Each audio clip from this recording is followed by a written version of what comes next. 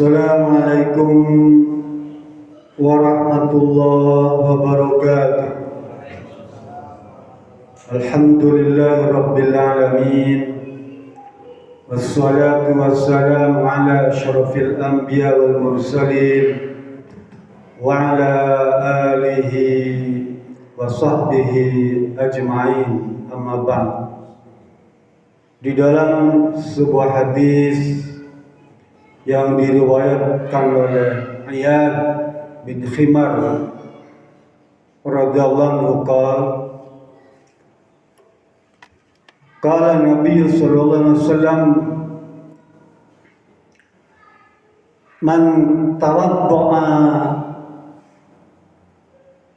ahadun lillahi rafa'ahu Allah darajatan. Okamokal hadis sahih riwayat Imam Muslim. Kata Rasulullah SAW, barang siapa yang memiliki sifat rendah hati, maka Allah akan mengangkat derajatnya.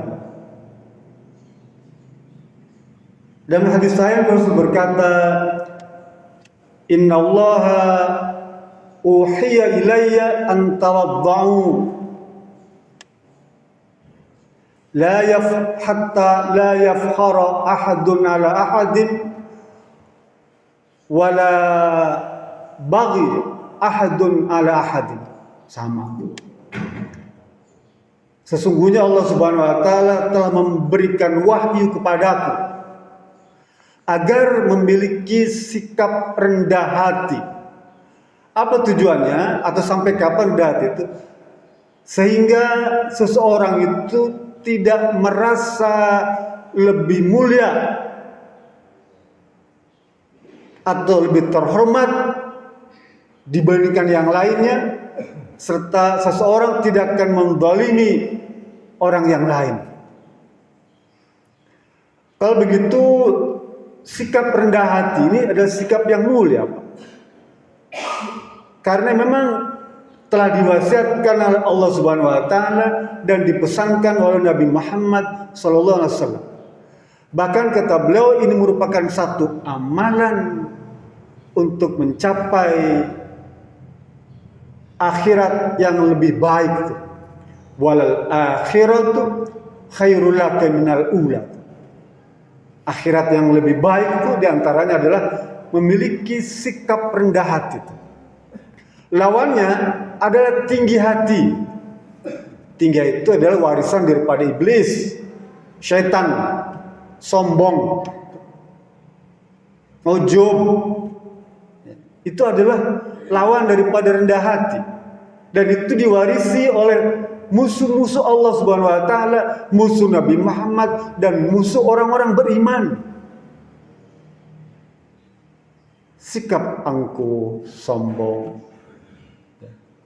Padahal tidak ada cara untuk meraih kemuliaan di sisi Allah Subhanahu wa taala baik di dunia maupun di akhirat kecuali dengan ketakwaan. Orang yang memiliki ilmu tinggi tidak lebih mulia dengan orang yang bertakwa.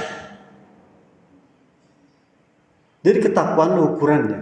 Orang yang berharta banyak, jabatan tinggi, ya, tidak lebih mulia dibandingkan orang yang bertakwa. Oleh karena itu, tukang bakso yang bertakwa itu jauh lebih mulia dari para pemimpin yang menyengsarakan rakyat. Tukang bakso yang mulia, yang bertakwa lebih mulia dibandingkan pejabat yang korup. Tukang bakso yang bertakwa lebih mulia daripada aparat yang bertindak semena-mena. Tukang bakso yang bertakwa lebih mulia dibandingkan orang pintar yang banyak berdusta. Oleh karena itu, bagaimana melatih diri kita agar senantiasa bisa rendah hati itu, Pak? Memang sulit, Pak. Orang sekelas Umar bin Khattab, dia khalifah. Kalau cerita tentang khilafah, Umar bin Khattab pernah menjadi khalifah ya, untuk umat Islam seluruh dunia itu. Ketika dia berkunjung ke Syam, ke Palestina, pada waktu itu ada wabah, ya, ada pandemi, dia datang ke sana, Pak. Naik kuda bersama ajudan. Dan Umar bin Khattab ini naik kuda beserta ajudannya itu gantian, Pak. Jadi setiap sekian puluh kilometer ganti, Umar yang di atas, ajudan di bawah. Sekian ratus kilometer ganti lagi, ajudan yang di atas, Umar bin Khattab di bawah.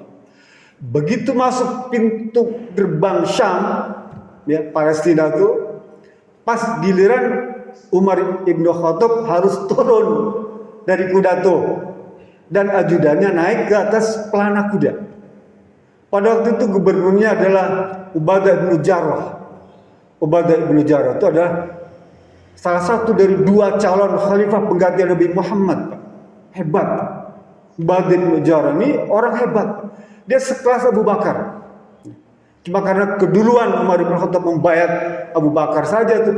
Kalau enggak, Ubadah bin Jarrah yang jadi khalifah pengganti Nabi Muhammad pada waktu itu. Lah, kata Ubadah bin Jarrah, begitu menyaksikan khalifah Umar bin Khattab turun tuh, waktu itu jalanan becek, Pak. Ya. Sampai diceritakan di situ, Umar bin Khattab tuh saking sayangnya sama sendal jepit itu, Pak, terompah dipegang, taruh di ketek, Pak, sambil nuntun kuda tuh. Kata Ubadah bin Jarrah, ya khalifah, kami semua warga kota Palestina bersiap-siap menyambutmu. Tidakkah engkau menunjukkan engkau seorang khalifah duduk di atas pelana itu? Dan kami akan bangga merasa menyambut engkau. Sehingga kami bisa memuliakan engkau ya khalifah. Apa dia khalifah? Wahai Abdullah bin Jarrah, bagiku yang bisa memuliakan diri itu bukan hamba Allah, bukan manusia, tetapi Allah Subhanahu wa Ta'ala. Dan kerendahan hati itu adalah cara untuk meraih kemuliaan itu, dan sikap rendah hati itu adalah cara untuk meninggikan derajat itu. Rendah hati itu. Dan salah satu sikap rendah hati adalah apa? Mengakui kelemahan kita. Kita kadang-kadang berat untuk mengakui kekurangan kita tuh, keterbatasan, ya. Susah jadi manusia kita. Kalau mengikuti sunnah ya berat, Pak. Mengakui kekeliruan, mengakui kesalahan, mengakui kekurangan kita itu perkara berat. Lebih-lebih nempel di pundak kita ini berbagai jabatan, baik jabatan formal maupun jabatan sosial. Ya. Berat mengakui kekeliruan itu. Padahal semua orang menyatakan salah, tapi dia bilang enggak. Berbagai argumen dan alasan dikemukakan. Nah, sikap tawadhu, rendah hati ini adalah salah satu adalah bagaimana menanamkan sikap besar hati, legowo itu. Oh iya, saya salah. Oh iya, saya keliru. Oh iya, selama ini saya memiliki sifat ujub, sikap sombong, sikap angkuh, sikap takabur, merasa benar sendiri. Itu adalah sifat-sifat yang diwariskan oleh iblis kepada manusia. Jadi kembali lagi, kalau kita ingin mendapatkan kemuliaan di sisi Allah Subhanahu wa Ta'ala, yang Allah akan muliakan baik di dunia maupun di akhirat, maka belajarlah rendah hati. Bukan rendah diri, rendah hati nih, Pak. Belajar. Dia kalau tidak dilatih sama seperti sholat, harus dilatih. Sama seperti orang pergi haji, harus dilatih. Sama seperti saum, harus dilatih. Kenapa? Karena sikap rendah hati, sikap tawadhu adalah amalan sunnah, ya, yang disyariatkan. Mudah-mudahan ini menjadi sebuah tambah ilmu bagi kita, yang kita diberi kemudahan untuk memahaminya dan merenungkannya dan mengamalkannya.